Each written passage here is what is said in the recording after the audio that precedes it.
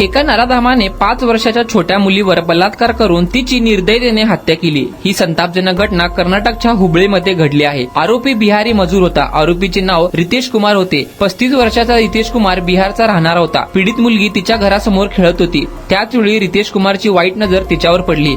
त्याने आपल्या मनातला घाणेरडा विचार प्रत्यक्षात आणण्यासाठी मुलीला पकडले व तिला एका शेडमध्ये घेऊन गेला। मुलगी रडत होती, आरडाओरडा करत होती। मुलीच्या ओरडण्याचा आवाज ऐकून लोक तिथे पोहोचले, पण तोपर्यंत आरोपी रितेशने मुलीवर बलात्कार करून तिची हत्या केली होती। लोक पोहोचेपर्यंत रितेश तिथून पळून गेला। मुलगी घरासमोर खेळत असताना रितेश तिला पकडून शेडमध्ये घेऊन गेला। हे सगळं तिथल्या सीसीटीव्ही मध्ये रेकॉर्ड झाले। आरोपी रितेश विरोधात पोक्सो कायद्याअंतर्गत हत्या, पोलिसांवर हल्ला आणि हत्येचा प्रयत्न करण्याचा गुन्हा दाखल झाला। पोलिसांनी रितेशला पकडले। त्यानंतर त्याची काही कागदपत्र घेण्यासाठी आणि त्याची ओळख पटवण्यासाठी त्याला त्याच्या घरी नेले। त्यावेळी रितेशने पोलिसांवर दगडफेक केली व पोलिसांच्या तावडीतून निसटण्याचा प्रयत्न केला। पोलीस आयुक्त शशिकुमार म्हणाले की रितेशने त्याची ओळख पटवू नये यासाठी तो सर्व कागदपत्रे देत नव्हता व ओळख लपवण्याचा प्रयत्न केला। रितेशने पळून जाण्याचा प्रयत्न केला। त्यावेळी आमच्या महिला अधिकारी सब इन्स्पेक्टर अन्नपूर्णा रितेशला इशारा देण्यासाठी हवेत गोळीबार केला, पण त्याने पळून जाण्याचा प्रयत्न केला। त्यावेळी पोलिसांनी त्याच्यावर 2-3 राऊंड फायर केले।